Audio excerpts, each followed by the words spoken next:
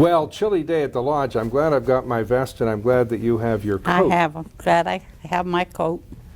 What was it like the first day you came here? Do you remember? When the first day I came here, my husband and I came down, and we had the children with us, and we came out here just looking, different places, and we stopped, and the elderly lady stopped and come out and talked to me, and I asked her if the kids could play down there, and she said yes, as long as his father went down and watched him so he wouldn't get in the water. So he did, and then she came out and we sat there in the lodge and talked and everything for quite some time. It was a really nice lady. Was that Mrs. Osler? Yes. Ah. Yeah. She was really nice, and I said, well, if you don't mind, I said, we'll come back again, I said, because we had to go home. And she said, you can come and be down here, she said, and the kids can play anytime, she said, because his father cleaned up whatever he made down there, and she was really good with them. Now, at the time, did you see some of the Peskotomuhkati artifacts here and know their interest in that culture? Oh, yes. I came inside here, and I got to look at all the stuff that was around the place, and different types of clothing and stuff. And at that time, Huey's uncle, I think it was had been working for them, and it had gone so that his clothes were out in the backside here. So we sat around and talked, and I left and went home, and after a little while I came back out again, and then she was getting pretty bad, so she couldn't stay too long. So. But this was just a chance meeting. You're out for a Sunday drive. Yeah, just for a chance meeting. And so many of us are unsure of our heritage back more than a generation or two. You knew you were Peskotomuhkati at that time? Oh, yes. Well, this must have been like, finding the family's attic or something. Well, just about the same. And like here was always for me. I would always come out around this way, and just even after she passed away. But before she had, I was working in town, and she was talking to me on the phone, and she said, I would love to have another pair of stockings, I called them. Moccasins. Moccasins. And I said, well, I'll do something for you. So I was down in St. Andrews working, and I was talking to a lady outside, and she said, I'll get you a pair, she said. I'll get my daughter to make them. So she got her daughter to make a pair of things to put on her feet, and I sent them away to her, and she was the happiest person. There are two pairs still here in the lodge. What was there? And I'm not sure whether those are the ones you're talking about, but they are. No, she said she took them out because I mailed them out to the place for her to get them. Now, Mrs. Osler was the original owner, is that right? Yes. Her family? Yeah. And how did she become so interested in your culture? Well, I guess she just thought it was me. I talked to anybody. But not just you, the whole Peskotomuhkati culture seems to be at the core of this lodge. Well, after she was in here for a while, and she had to leave and go down, and her daughter, I think it was, that came up here, and they were down here for so long. We never came in when they were there. And Yeah. by chance, or by her interest, she and her family and the lodge have preserved a great deal of culture. Oh, yes, they have. Now, you and I last met in Ottawa, where there was this fantastic ceremony showing many of the artifacts. Yeah. I got into the storage lockers of the museum with Dr. Soktoma, and he gave me a very good tour of some things. Tell me how that felt, because not only is this a special place for you, but the artifacts are special, and they're now exhibited in the museum. We had got quite a lot of them, and they put them in the into the museum, and we went there to see them, and the girls up there were talking to us, and they said, "Well, we're going to have more," and I said, "You are?" And she said, "Yeah." She said, "We're going to get it so that we can do them over," and some of the girls, and this lady here that's here with me today, she was there too when we went out the first time to see all these stuff that we had seen before. You're referring to your fellow councilor. Yes.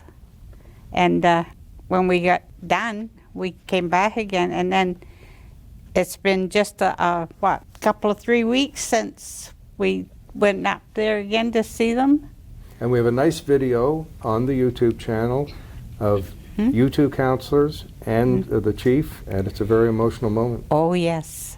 And they're supposed to be coming behind us here. I didn't know they were, we were going to have things to do here. I thought we were just coming out to see something. Now, those artifacts were in pretty darn good shape, as are the things we can see on the mantel piece. They need cleaning, and they need some tender, loving care, but they're in good shape. Yes, they are.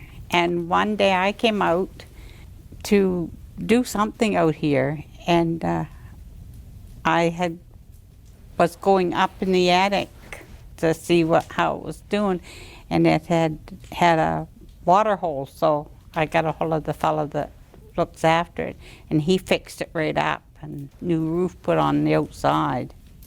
Well, this is my second or third visit, and I just discovered 6 rooms I didn't know existed. Oh, is that right? Right. Now, there's another project on the go, and I don't know whether there's anything official to talk about, but it is the so-called repatriation of some of the artifacts that are in the Van Horn estate or cottage or whatever it is on Minister's Island. Have you seen those? I haven't seen those. Are you familiar with the effort to repatriate them?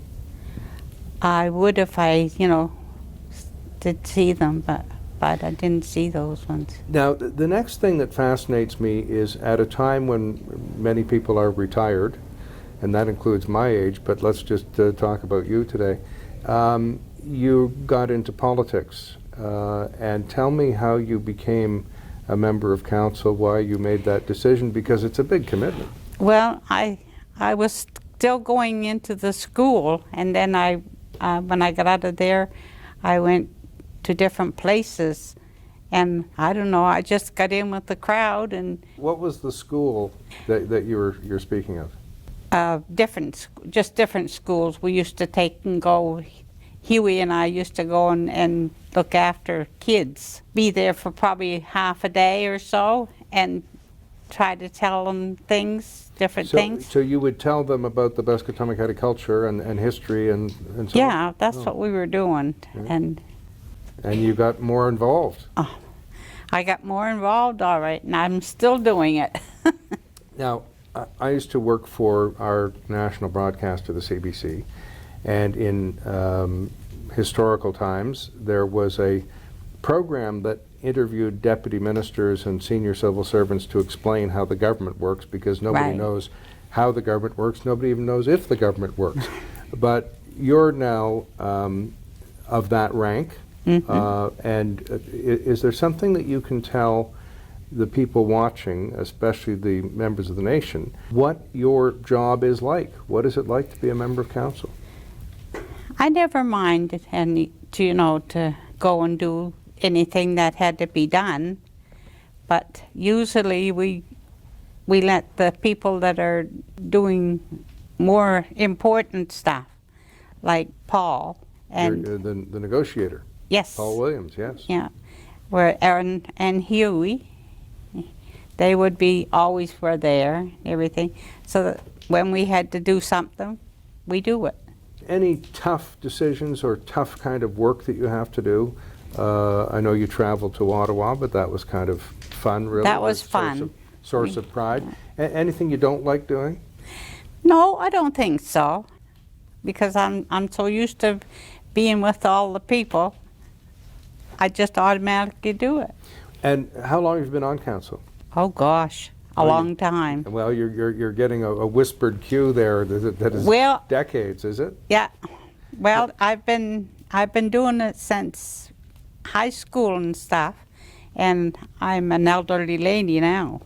What would you then say, the reason I ask that is, what would you say is the progress you've made, or the thing or things you did that are a great source of pride, or frankly, something you'd want to brag about at a party or at a social gathering where you met some of your fellow nation members? We always had fun. We never, got in any trouble or anything. So that's just the way it goes. It's hard to remember whether, what you've been doing and stuff. Mm-hmm. Well, So. Paul tells us that there's a framework agreement. He tells us there's an agreement on moose hunting and the distribution of moose meat to nation members. Well, I don't bother with that, but my son, he looks after, he's been doing that now for the last couple of years, hasn't, I think. Here you are back at the lodge, about 40 or some years after you first came here. Did you ever think that it was going to be in the hands of the nation and yours? I never thought it would be. Pretty amazing situation. It isn't is. I come in here and looked in it after there was nobody in it. It made a big difference. Right. Yeah. So we've been sitting here for maybe 20 minutes reminiscing.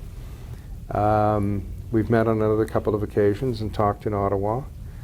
Any other thoughts that you have for being here? Are the sights and the sounds and the smells and the things that surround you, are they bringing more thoughts to your mind? Well, it makes me think of all the time I've been coming in here. And I like the people that are looking after it and everything. It's really nice. When we come down here, we always had a nice clean spot and everything, and we'd sit down and have our meetings and stuff down here. So it's great. Well, it is great, and I think you're probably too modest, because a lot of good things have happened while you've been a member of council, and you must have had a great deal to do with them. And I'm sure many nation members are grateful. And I'm grateful for your coming out here on a pretty chilly day. Well, But the fire's pretty nice. well, when I came in here today, I knew it was going to be cold here, so I just took a nice long sweater, and then I put this coat on and everything, Well, and I'm not cold. I stoked the fire just Yeah. to prove that a city boy could do that. Yeah, John used to do that too every time we came out earlier, and he used to put the wood to it and he'd say, "There you go, girls." All right, thanks again. Well, you're welcome. Pleasure to speak with you.